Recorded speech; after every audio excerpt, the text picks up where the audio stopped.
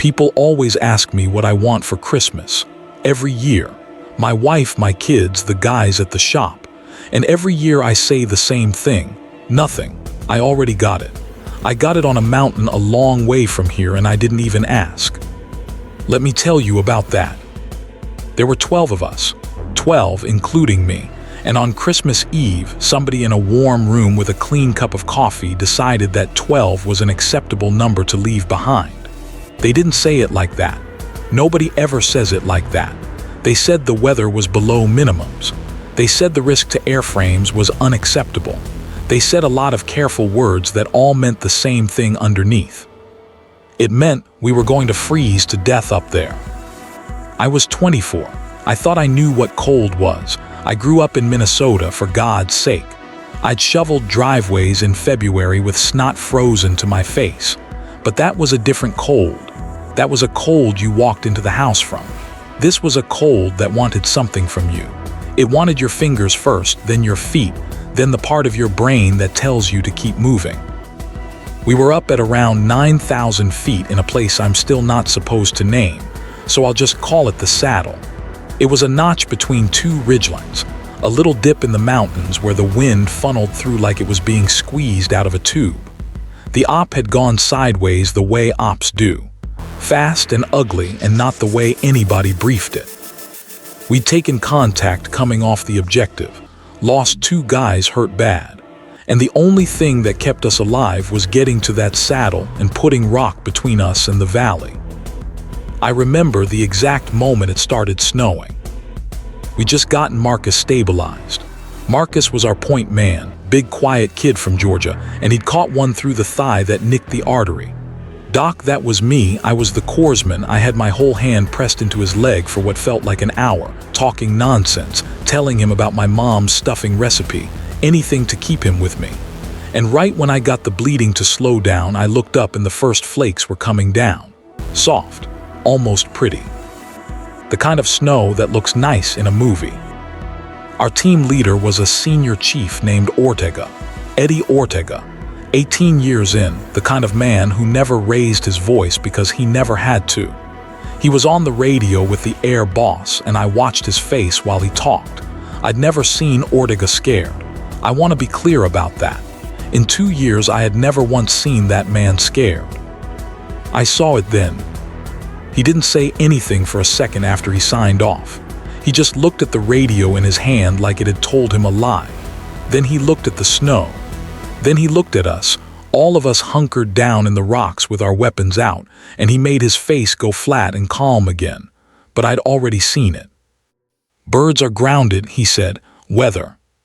Somebody, I think it was Tank, our biggest guy, said, for how long?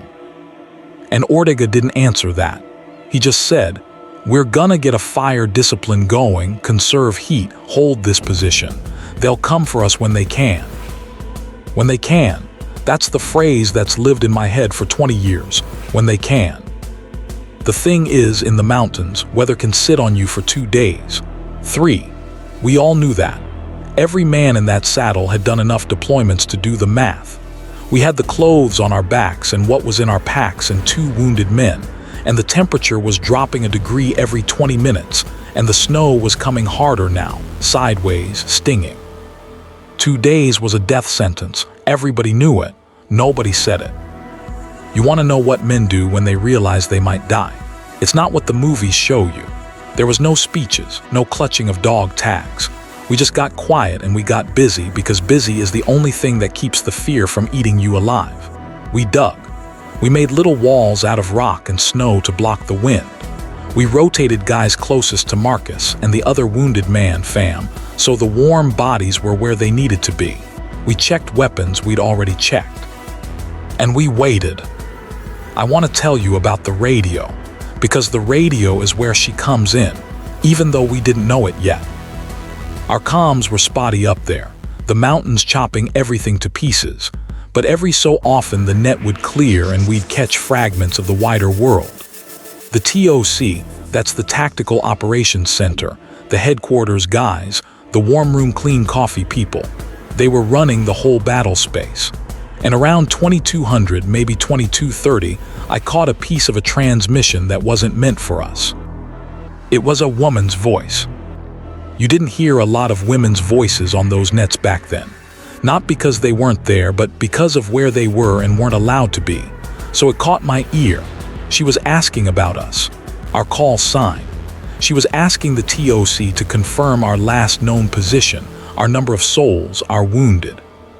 And the TOC came back with that flat command voice and said the mission was scrubbed. Stand down. Reattempt at first light, weather permitting. First light was 9 hours away. And this woman's voice, I'll never forget how steady it was, she said. Be advised, I have a window. I didn't understand what that meant. I was a corpsman with my hands inside another man's leg. But Ortega did. Ortega had the handset up against his ear and his eyes closed, listening, and I watched his jaw work. The TOC told her negative. They told her the ceiling was below minimums, the winds were gusting past 40, that no aircraft was launching tonight by order of the air boss. They told her to stand down again, and this time they used her call sign like a parent using a kid's full name. Sharp. A warning. And then the net went quiet. I figured that was it. I figured we just heard the sound of the door closing. Some pilot somewhere had wanted to come for us and the system had told her no, and the system always wins. That's how it works. There are rules. There are minimums. There's a chain of command and the chain holds, and it holds for good reasons, because the alternative is chaos and dead aircrews scattered across a mountain. I get that now. I even got it then, a little. You don't throw away a $40 million helicopter and a crew of 4 to maybe save 12. That's just math. Cold math, but math. So we settled in to die. I'm not being dramatic. I made my peace that night. I thought about my mom putting out the good plates for Christmas dinner without knowing her son was going to be a frozen lump on a foreign mountain. I thought about a girl back home I should have called more. I started writing a letter in my head, the way you do, and I got about 3 sentences in before I realized my hands were too cold to ever write it down even if I had paper, and that broke something in me a little. Marcus was going in and out. The cold was actually helping his bleeding. Slowing everything down, but it was also killing him a different way. Hypothermia. I had him zipped inside 2 sleeping systems with Tank's body heat next to him, and I still couldn't get his core up. His lips were going gray. His talking got slurry, then stopped. Around midnight, Christmas, technically, by then, Fam started shivering so hard his teeth were cracking together, which sounds bad but is actually good, because the truly dangerous ones stop shivering. The body gives up on it. Marcus had stopped shivering an hour before. I leaned down close to Marcus's ear and I said, "Hey, big man, you stay with me. We got a window, remember. Somebody's got a window." I don't even know why I said it. I think I just needed to believe it as much as he did. And that's where part 1 ends, with 12 men in the snow, a team leader who'd seen something in a radio, and a corpsman lying to a dying friend about a window that command had already slammed shut. I didn't know it yet, but 4 miles away and 1,000 feet lower, in a forward arming and refueling point that was basically a patch of mud with fuel bladders on it, a woman was standing in the freezing rain, looking up at a sky that no sane person would fly into, doing the same math we were. She just came up with a different answer. Part 2. Her name was Renata Sakal. I didn't learn that until much later.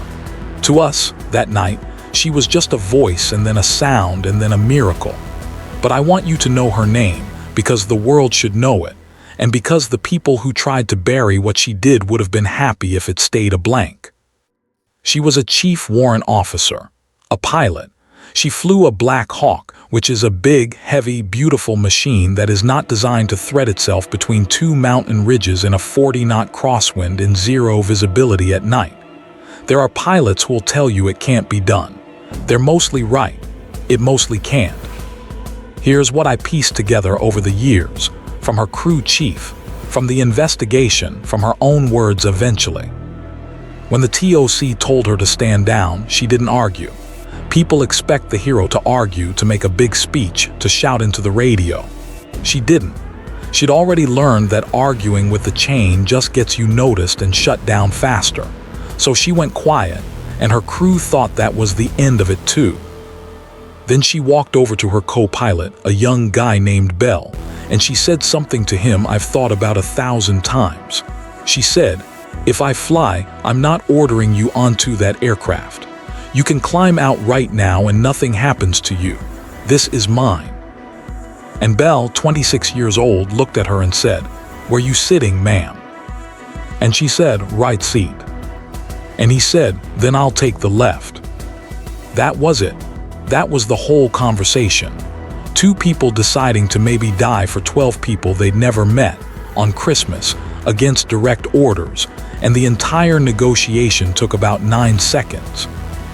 Her crew chief, a sergeant named Adami, didn't even get asked. He just climbed in the back and racked the hoist and got it ready. And when she looked at him in the mirror, he just nodded at her like, "Well, what are we waiting for?" She had one thing going for her. One, she'd flown that valley in daylight weeks before on a milk run, and she had a memory like a steel trap. She'd looked at those ridgelines, and the way good pilots do without even meaning to, she'd filed away the shape of them, the angles, where the saddle dipped. She told me later she could see it in her head like a model on a table. She knew that if she came in low, hugging the floor of the valley, using the terrain itself to block the worst of the crosswind, there was a corridor. A seam, maybe 100 feet wide, where the air would behave just long enough. A window. Now I have to be fair here because Renata would want me to be. What she was about to do was, by every regulation that exists, wrong. The orders were lawful. The weather really was below minimums. The risk really was insane. If she'd flown into that ridge and killed her crew and bent that aircraft into the rocks, she would not have been a hero. She would have been a cautionary tale, a name they say in flight schools as a warning. The line between the two is unbelievably thin, and the only thing that decides which side of it you land on is whether you make it. She knew all that. She told me she ran the whole thing in her head, the bad ending, the burning wreckage, the letters her crew's families would get. She made herself look at it. And then she lifted off anyway. Up in the saddle, we heard it before we believed it. There's a sound a Black Hawk makes that you feel in your chest more than you hear with your ears. That heavy chop, that wop wop wop that bounces off the rocks. In the snow, with the wind howling, it came and went. And the first time it came, I thought I was imagining it. I thought my freezing brain was making things up to comfort me. I looked at the guy next to me, a kid named Reese, and his eyes were wide as plates, and he said, Doc, you hear that?" And then Ortega was up on his knees with the radio, and a voice came through, clearer than anything had been all night, that same steady woman's voice, and she said, "Any element in the saddle, this is Dustoff 6. I am inbound from the south. I need a light. Give me one IR strobe, nothing else, and tell your boys to keep their heads down." I have never in my life moved as fast as I moved getting that strobe out. My hands were dead, frozen claws, and somehow I had it out and on and held up over my head, this little blinking light only visible through night vision, and I'm screaming at the sky even though she can't hear me. We're here. We're right here. And then the snow lit up. She came up the valley so low I swear the rotor wash was throwing rocks. Below us. She was flying below where we were perched, using the ridge like a wall, and then she pulled this thing. I don't have the words for it, I'm not a pilot. She pulled the nose up and rolled the whole aircraft sideways into the wind, and just sort of slid it up into the saddle on the very last second of her window, like she was parallel parking 40,000 pounds of metal in a gap that shouldn't have fitted. The downwash hit us like a wall. Snow and grit everywhere, couldn't see, couldn't hear. And the only thing in the whole world was that machine sitting there in the blizzard with its ramp coming down, and a man in the door waving us in. And here's the part nobody believes. Here's the part that got argued about in the investigation, because it seemed impossible. She gave us 90 seconds. She couldn't hold that position longer than that. The window was closing. The wind was already starting to shove the tail around, and every second she sat there, she was burning the tiny margin that kept all of us alive. So she got on the net, calm as a woman ordering coffee, and she said, "You've got 90 seconds, gentlemen. Wounded first, move." 90 seconds to load 12 men, 2 of them down, into a helicopter in a blizzard on the side of a mountain. I have thought about those 90 seconds more than any other minute and a half of my life. We had drilled exfil 1,000 times, and it never once felt like that. Tank just scooped Marcus up like a child and ran. Reese and another guy had fam between them. The rest of us laid down what cover we could and then peeled in, one by one, counting, Ortega standing at the ramp screaming the count over the rotor noise, 8, 9, 10, pulling each man in by his gear. Adami, the crew chief, he reached out and grabbed me by the front of my kit and yanked me in like I weighed nothing. And I came down hard on the deck on top of somebody's legs, and I twisted around and looked back out the open ramp at the saddle where I'd made my peace with dying an hour before. It was empty now, just snow and our footprints already filling in. 12, Ortega screamed. 12 up, go, go, go. And she went.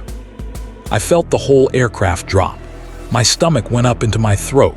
She didn't climb, she couldn't, there wasn't room. She dropped off the saddle back into the valley, nose down, trading altitude for speed, and we fell into the dark with the ridges going by close enough to touch.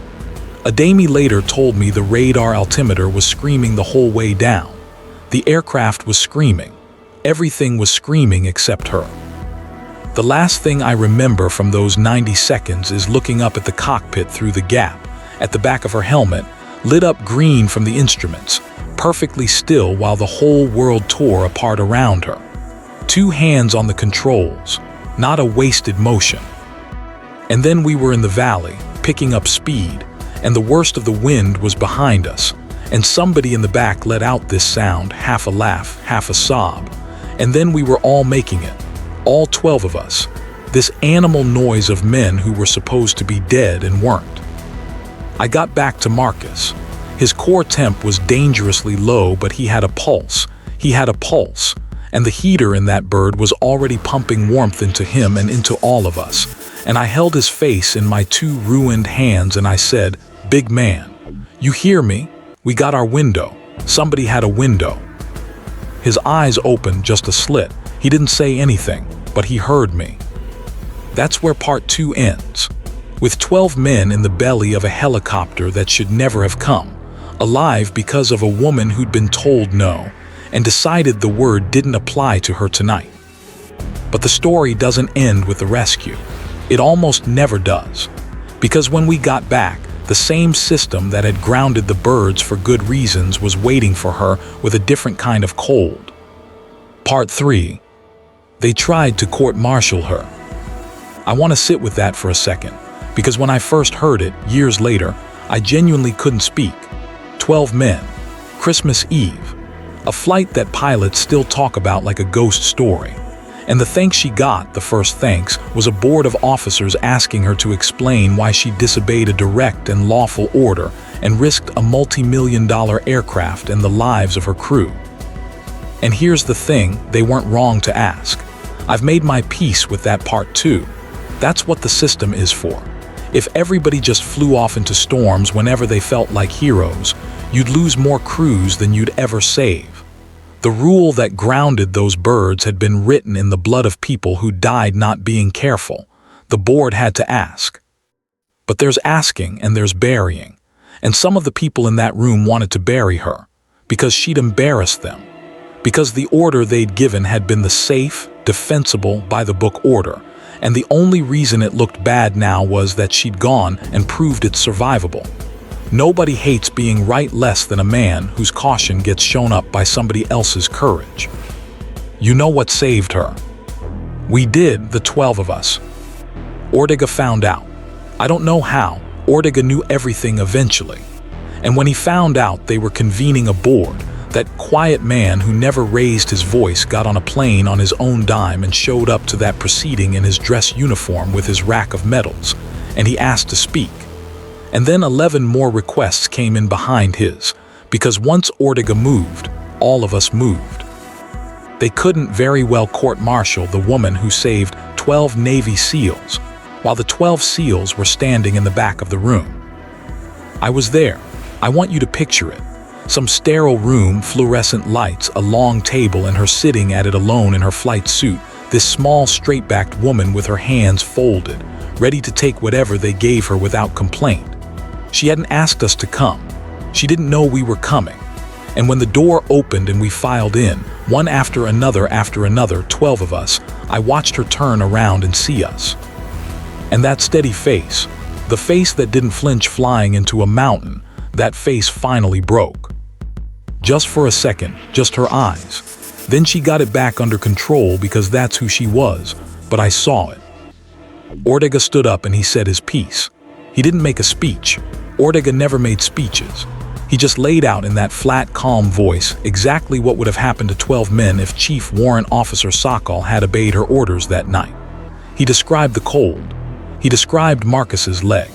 He described what they'd have found at first light when the weather cleared, 12 frozen bodies in a saddle, footprints long gone, and a clean conscience for everyone who'd followed the rules.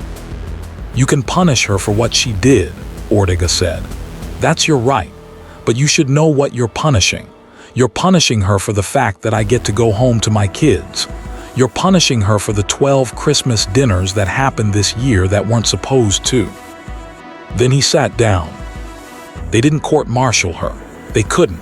But I'll be honest with you, because Renata always hated when people made it sound like a clean Hollywood ending. They didn't give her a medal either. Not for a long time.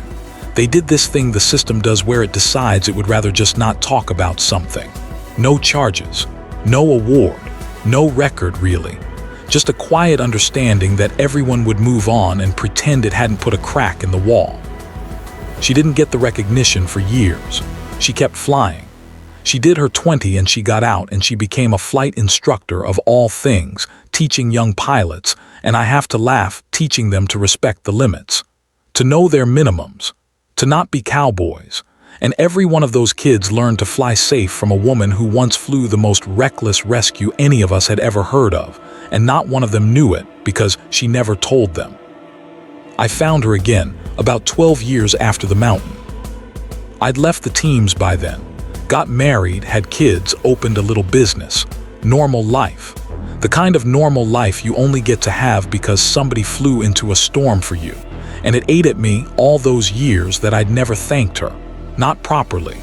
In the chaos of the rescue and the board, I never once just looked her in the eye and said the words. So I tracked her down, took some doing, and on a Christmas Eve I planned it that way. I'm not subtle. I knocked on her door. She didn't recognize me at first. I'd put on weight, gone gray. But then she looked at my eyes, the way I'd looked at Marcus's, and something clicked and she said, "Doc." And I couldn't say anything. 12 years of words I'd practiced, and I couldn't get a single one out. I just stood on her porch in the cold and cried like a baby. She made me come in. She made me coffee. We sat at her kitchen table and I finally got it out, the thank you, all of it. And she did this thing that told me everything about who she really was. She waved it off. She actually got embarrassed. This woman who'd done the bravest thing I'd ever witnessed, she got embarrassed by a grown man thanking her, and she changed the subject and she asked about the others. By name. She remembered all 12 names. She kept track of us quietly all those years. She knew Marcus had become a high school football coach in Georgia. She knew Fam had 3 daughters. She knew Tank had passed away from cancer 2 years before, and when she said it, her voice caught. She'd carried us. All that time. The way we'd carried her into the board, she'd been carrying all 12 of us in her head, checking on us from a distance, never asking for a thing. Before I left, I asked her the question I'd come 12 years to ask. I said, "Why'd you do it? They told you no. You could have died. You almost got court-martialed. Why?" And she was quiet for a long time. And then she said something I've repeated at every one of my kids' bedsides, every veteran's funeral, every time somebody asks me what courage actually is. She said, because the orders were about the aircraft, and I wasn't flying for the aircraft. That's it, that's the whole thing. She wasn't flying for the airframe, or the regulation, or the clean record, or the warm room with the clean coffee. She was flying for 12 men she'd never met, freezing in the dark, who somebody had decided were an acceptable loss. She decided we weren't. Renata Sakal passed away 3 years ago. I was at the funeral. So were the surviving members of that team, every one of us who could still travel, old men now with bad knees and grandchildren. We folded the flag. I gave the eulogy because the others made me, said I was the talker. And I told that crowd the same thing I'm telling you. There are people in this world who follow the rules, and thank God for them, because the rules hold the whole thing together. And then there are people who know exactly which rule, on exactly which night, was written by someone who'd never been freezing on a mountain praying for a light in the sky. People who can tell the difference between the rule that protects you and the rule that's about to let you die, and who have the nerve to fly into the storm anyway. She gave us 90 seconds. We gave her the rest of our lives to be thankful, and it wasn't nearly enough, and it never could have been. So that's what I want for Christmas. Every year, nothing. I already got it. I got a window when there shouldn't have been one, and a woman who flew through it. Merry Christmas, Renata, all 12 of us, still here.